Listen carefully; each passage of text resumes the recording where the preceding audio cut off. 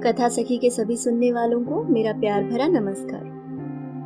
आइए दोस्तों, सुनते हैं पवित्रा अग्रवाल जी की लिखी कहानी बैसाखियां। आजकल मणि बहुत परेशान रहने लगी है। घर की छोटी छोटी बातें उसे आहत कर जाती हैं। रात को ठीक से सो नहीं पाती। अक्सर उसे नींद की गोली खानी पड़ती है। उसने महसूस किया है कि दिन पर दिन वह असहिष्णु होती जा रही है। पास पड़ोसी, रिश्तेदार यानी घर में आने वाला हर व्यक्ति उसके पुनर्विवाह के लिए रिश्ता जरूर सुझा जाता है। कोई उससे दुगनी उम्र का है तो कोई 3 बच्चों का बाप है, कोई कम पढ़ा लिखा है तो कोई धनी पर शारीरिक रूप से अपंग है। इन शुभ चिंतकों की नजर में नारी जीवन की सार्थकता सिर्फ विवाह में है। उसकी हर समस्या का हल शादी है, जैसे शादी ही उसके जीवन की मंजिल है। यह सब बातें उसे अव्यवस्थित कर जाती हैं। उसने सोच लिया है कि अब वह खाली नहीं बैठेगी, कुछ करना ही होगा। न घर में अधिक रहेगी, न घर में चल रहा कोई वार्तालाप सुनेगी, न कुछ सुनेगी और न मन ही मन घुटेगी। अब और ज्यादा दिन घर में रही तो निश्चय ही वह मानसिक रोगी बन जाएगी। जमाना कहाँ से कहाँ पहुंच गया है, पर कुछ मामलों में मम्मी पापा अभी भी वहीं अटके हैं। उसके पुनर्विवाह की बात तो सोच रहे हैं, पर उसे आत्मनिर्भर बनाने की बात अभी भी उनकी समझ में नहीं आती। यूं ये माता पिता का प्यार ही है जो उसे नौकरी नहीं करने देना चाहते, लेकिन वह नहीं समझ पा रहे हैं कि यही प्यार एक दिन उनकी प्यारी बेटी के लिए अभिशाप भी बन सकता है। जीवन भर तो माँ बाप का साया उस पर नहीं रहेगा। उन्हीं लोगों के कहने की फिक्र है। वह सोचते हैं कि बेटी के नौकरी करने पर सब उन्हें ताने देंगे कि बड़े अधिकार से विधवा बेटी को ससुराल से ले तो आए, पर उसे सहारा नहीं दे सके, उससे नौकरी करा रहे हैं। यह सहारा शब्द उसे कहीं अंदर तक छील जाता है। पापा की अनिच्छा के बावजूद वह पिछले कुछ दिनों से समाचार पत्रों में वांट्स के कॉलम देखकर आवेदन पत्र भेजने लगी है। आखिर वह एमए है। शिक्षा इसलिए भी तो होती है कि व्यक्ति आत्मनिर्भर बन सके। क्षमताएं होते हुए भी वह अभी तक माँ बाप की आश्रिता बनी रही। गलती उसकी भी है। उसमें दृढ़ इच्छा शक्ति का अभाव रहा, वरना माता पिता को समझाना मुश्किल नहीं था। अब धीरे धीरे समझा बुझा कर उसने माँ को अपने पक्ष में कर लिया है। समय आने पर वह पापा को भी समझा लेगी। उसने निश्चय कर लिया है कि नौकरी के लिए उसे घर से दूर भी जाना पड़ा तो वह जरूर जाएगी। पापा माँ से कह रहे थे, महेंद्र का पत्र आया है, उसकी पत्नी गर्भवती है। डॉक्टर ने उसे अधिक काम करने को मना किया है। काम वाली ढंग की मिलती नहीं है। मणि को भेजने को लिखा है। उसने मणि के लिए एक रिश्ता भी सुझाया है। उसके दोस्त का भाई है। 1 वर्ष पूर्व उसकी पत्नी की मौत हो गई थी। उसके 2 बच्चे हैं, लड़का 4 और लड़की 2 वर्ष की है। उसका अपना मकान है, सरकारी नौकरी में है। विधवा से शादी करने को तैयार है और कोई मांग भी नहीं है। माँ भड़क उठी थी। 2 बच्चों के बाप से मुझे मणि की शादी नहीं करनी। बच्चे न होते तो विचार किया जा सकता था। महेंद्र को मैं अच्छी तरह जानती हूँ। उसे यह रिश्ता इसलिए पसंद आया है कि वहां कुछ खर्च नहीं करना पड़ेगा। उसकी नजर बहुत दिनों से मणि के 50,000 रुपयों पर है। मणि से कई बार कह चुका है कि बैंक से वह रुपए निकाल कर मुझे दे दे। ब्याज पर चढ़ा दूंगा तो रुपए बहुत जल्दी दुगने हो जाएंगे। मणि ने यह कहकर टाल दिया कि इसका निर्णय पापा करेंगे, उन्हीं से बात करिए। आपसे बात करने की उसमें हिम्मत नहीं है, क्योंकि मणि की शादी से पहले भी उसके लिए रखे रुपयों में से आपसे 10,000 रुपए यह कहकर ले गया था कि शादी से पहले दुगने दे दूंगा, पर मूल रकम भी वापस नहीं की थी। हाँ, अच्छी तरह याद है। मांगने पर कहा था जिसे उधार दिए थे उसकी मौत हो गई। कोई लिखा पढ़ी नहीं थी इसलिए मारे गए। कुछ भी कहो, मणि के ससुराल वाले थे बहुत अच्छे। शादी में उन्होंने कुछ मांगा नहीं और आपने कुछ दिया नहीं। मणि को याद आया कि पापा ने उसके ससुर से कहा था कि हम कपड़ों और गहनों के सिवाय बेटी को अभी घर गृहस्थी का कोई सामान नहीं दे रहे हैं। शादी के समय 30,000 रुपए दे देंगे ताकि पोस्टिंग की जगह जाकर जरूरत का सामान खरीद ले। शादी के समय भी वह 30,000 उन्हें नहीं दिए गए। भाई ने बहाना बना दिया कि बैंक बंद होने की वजह से रुपए नहीं निकाल पाया। मणि जब दोबारा जाएगी तो ड्राफ्ट उसे दे दूंगा। कहने को तो तब ससुर जी कह सकते थे कि शादी की तारीख तो 3 महीने पहले से तय थी। बैंक के बंद होने का पता भी था। रुपए पहले से निकाल कर रखने चाहिए थे, पर ससुर जी की शराफत थी कि उन्होंने कुछ भी नहीं कहा था।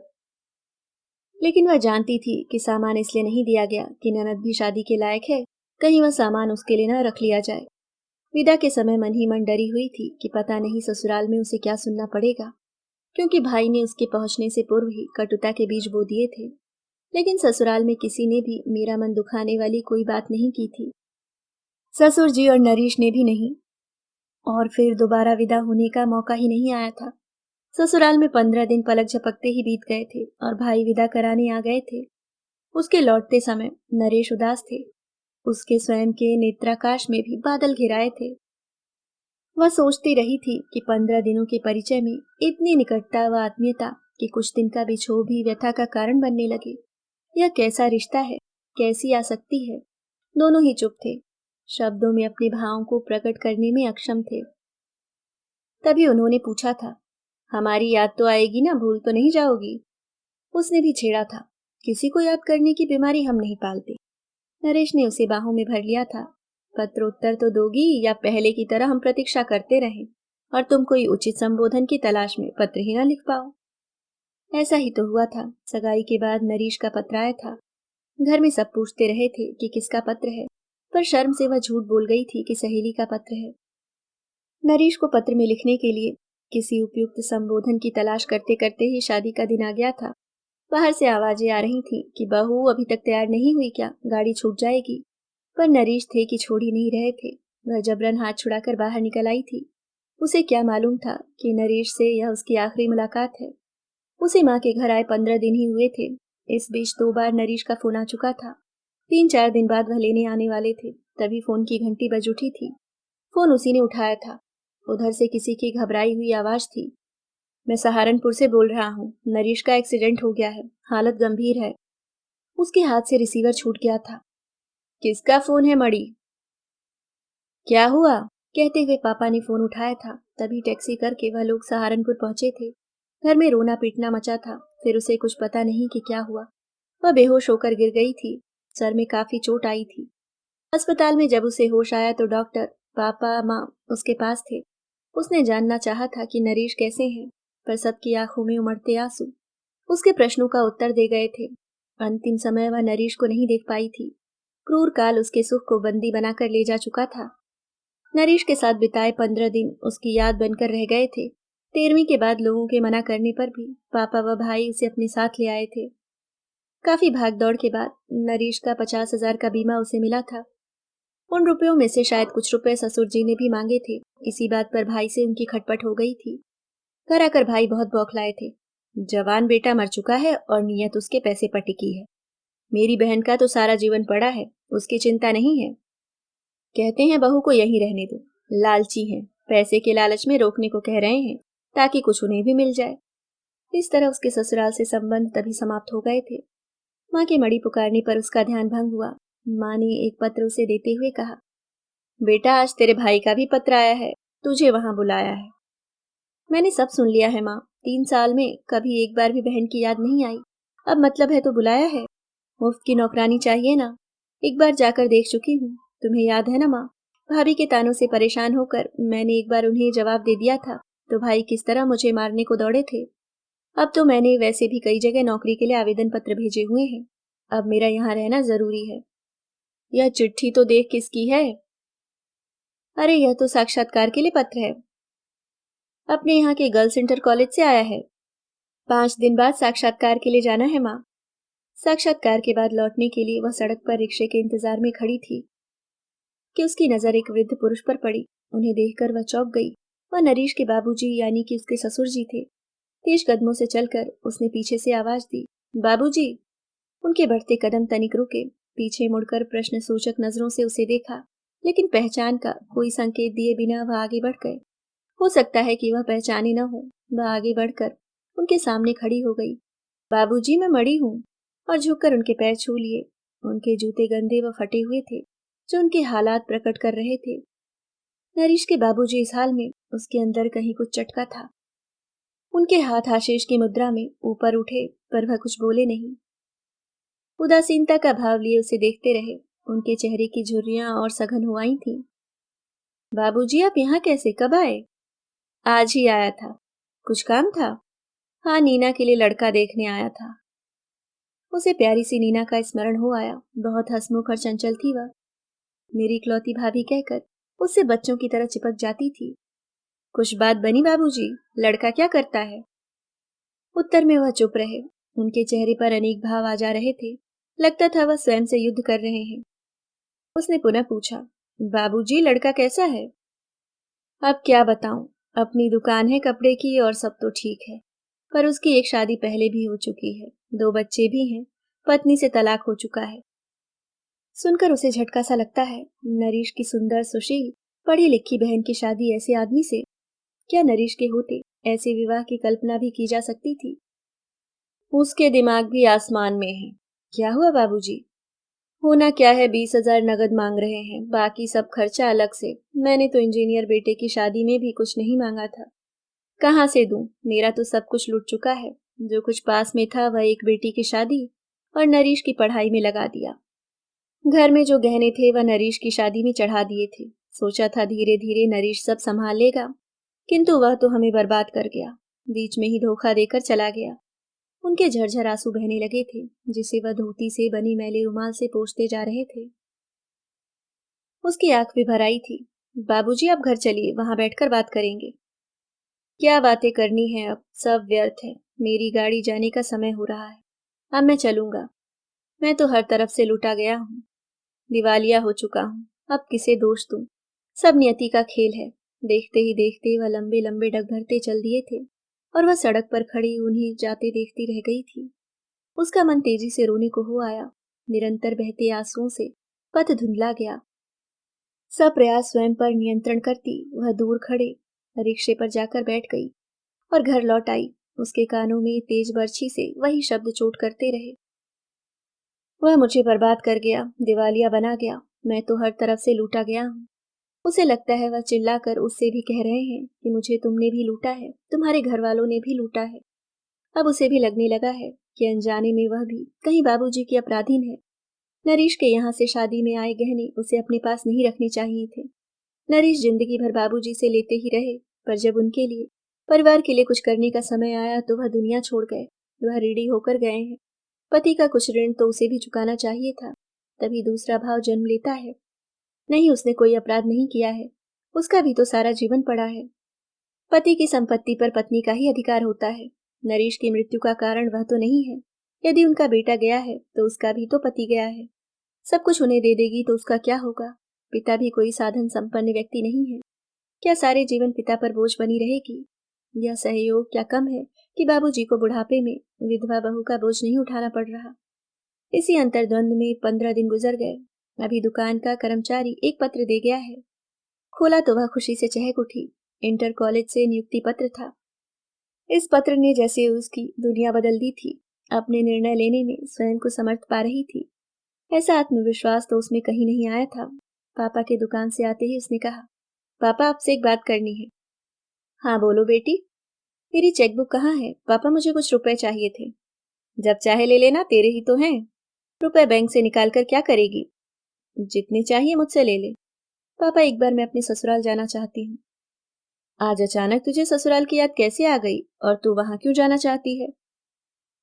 15-20 दिन पहले रास्ते में मुझे नरेश के बाबूजी मिले थे। बहुत परेशान और टूटे हुए से नजर आ रहे थे। सोचती हूँ 25,000 रुपए उन्हें दे आऊं। वैसे भी इन रुपयों पर मेरा क्या हक है? कैसी बहकी बहकी बातें कर रही है? रुपयों पर कानूनन तेरा हक है, तभी तो तुझे सौंपे गए हैं। रुपए उनको कैसे दे सकते हैं? पापा, नरेश से मेरा कितने दिनों का परिचय था? सिर्फ 15-20 दिनों का। किंतु बाबूजी ने उन्हें पढ़ाया लिखाया, पाल पोस कर, अनेकों तकलीफ सहकर इतना बड़ा किया। आज उनके पास क्या है? सिर्फ कर्ज का बोझ। नरेश की संपत्ति की एकमात्र स्वामिनी मैं नहीं बनना चाहती। मुझे किसी का पालन पोषण करना होता तो सोचती भी। मैं अकेली इतने धन का क्या करूंगी? नरेश के बिना बाबूजी अपाहिज से हो गए हैं, मानो उनकी टांगे छिन गई हूं। यदि मैं उन्हें कुछ सहारा नहीं दे सकती तो उनकी बैसाखियां छीनने का मुझे क्या हक है? इस समय धन ही उनकी बैसाखी बन सकता है। उनके यहाँ से जो गहने मुझे मिले थे वह भी मैं नहीं रखूंगी। वो बूढ़ा पट्टी पढ़ाकर तेरी बुद्धि भ्रष्ट कर गया। तेरी अक्ल पर पत्थर पड़ गए हैं। इन दिनों मैं तेरी शादी के लिए लड़का तलाशने में लगा हूँ। शादी बिना पैसे के तो नहीं होती। मेरे पास तो कुछ अधिक है नहीं। सोचा था तेरे पास जो कुछ है वही दे दूंगा। पापा हाफने लगे थे। पापा, आप बाबूजी को दोष न दें। उन्होंने मुझसे कुछ नहीं कहा है। मैं तो अपने दुख में ही घुलती रही। उनकी पीड़ाओं की तरफ तो मेरा ध्यान ही नहीं गया, पर उनको देखने के बाद मेरा मन द्रवित हो उठा है। मैं कराह रही हूँ। यदि मैं उनके लिए कुछ करना चाहती हूँ तो इसमें मेरा अपना स्वार्थ है। मेरी अंतरात्मा मुझे बाध्य कर रही है। इस समय यदि मैंने उनकी मदद नहीं की तो जीवन भर आत्मग्लानि से उबर नहीं पाऊंगी। पापा, अभी मैं दोबारा विवाह नहीं करना चाहती। देख मणि, यदि मैं तुझे रुपए या गहने वहां देने से रोक रहा हूं तो इसमें मेरा अपना कोई स्वार्थ नहीं है। अपने समय को पहचान, व्यर्थ की भावुकता में मत पड़। पापा, मैं जानती हूँ आप जो कह रहे हैं मेरे भले के लिए कह रहे हैं। आपका कोई स्वार्थ नहीं है। इन रुपयों के लिए तो आप भाई के भी बुरे बनते रहे हैं, वरना वह कब के ले गए होते। पर पापा, मैं उनको पूरे रुपए तो नहीं, अभी केवल 25,000 ही भेजना चाहती हूँ। जाने दीजिए, गहने अभी नहीं दूंगी, उसके विषय में बाद में देखेंगे। पापा कुछ कह पाते उससे पहले ही अचानक वहां भाई आ गए, जो शायद पूरी बात सुन चुके थे। गरज कर बोले थे, रुपए वहां भेज देगी, शादी करेगी नहीं? तुझे ऐसे ही कब तक बैठा कर रखेंगे? अभी तो खैर मम्मी पापा हैं, उनके बाद तेरा बोझ कौन उठाएगा? हमारे बस का तो नहीं है। माँ पापा ने तुझे सर पर चढ़ा रखा है। भाई, मैं आप पर बोझ न कभी थी, न हूं और न कभी रहूंगी। और मम्मी पापा ने मुझे कभी बोझ नहीं समझा, किंतु मैं उन पर भी निर्भर नहीं रहना चाहती। दूसरों की बैसाखियों का सहारा आखिर कब तक लेती रहूंगी? मुझे अपना भार स्वयं वहन करना है। अपनी बैसाखी मुझे स्वयं बनना है। माँ बाप ने पढ़ा लिखा कर मुझे इतना सक्षम बनाया है कि मैं आत्मनिर्भर बन सकूं। अब तक मैंने अपनी क्षमताओं को पहचाना नहीं था। अपने शहर के इंटर कॉलेज में मेरी नियुक्ति हो गई है। अब अपने गुजारे के लायक तो मैं कमा ही लूंगी। ओ, नौकरी मिलते ही इतना घमंड? यह तू नहीं, तेरा अहंकार बोल रहा है। बड़ों का जरा भी लिहाज नहीं है। कैची सी जबान चला रही है पापा। इसे चेक बुक देने की जरूरत नहीं है, उसे मैं अपने साथ ले जाऊंगा। यह मेरा घमंड या अहंकार नहीं, बल्कि आत्मनिर्भरता से उत्पन्न आत्मविश्वास बोल रहा है। आप चेक बुक ले जाना चाहते हैं तो ले जाइए, मैं बैंक से दूसरी भी बनवा सकती हूँ। रही बात बड़ों के लिहाज की, तो भैया, आप तो मुझसे बस 3 वर्ष बड़े हैं। किंतु माँ व पापा आपसे 20-25 वर्ष तो बड़े हैं ही। आप उनका कितना लिहाज करते हैं? जब भी यहाँ आते हैं अपने शब्द वाणों से हमेशा उन्हें आहत करके जाते हैं। आपकी शह पाकर भाभी भी उनसे बुरा व्यवहार करती हैं, जबकि माँ पापा किसी भी रूप में अभी तो आप पर आश्रित नहीं है। फिर आप मुझसे किस लिहाज की उम्मीद कर रहे हैं? न चाहते हुए भी आज शायद जिंदगी में पहली बार वह भाई से इतना बोल गई थी, किंतु अब वह बात और बढ़ाना नहीं चाहती थी। पापा, इस विषय में बाद में बात कर लेंगे, कहकर वह उस कमरे से बाहर निकल आई थी। वह जानती है अब वह माँ पापा से झगड़ा कर रहे होंगे और हमेशा की तरह माँ आज भी रो रही होंगी। अभी आप सुन रहे थे पवित्रा अग्रवाल जी की लिखी कहानी बैसाखियां। दोस्तों, अगर आपको कहानी अच्छी लगी तो वीडियो को लाइक और अगर आप चैनल पे नए हैं तो सब्सक्राइब करना ना भूलें। मिलती हूँ किसी और नई कहानी के साथ, तब तक के लिए मुस्कुराते रहिए। धन्यवाद।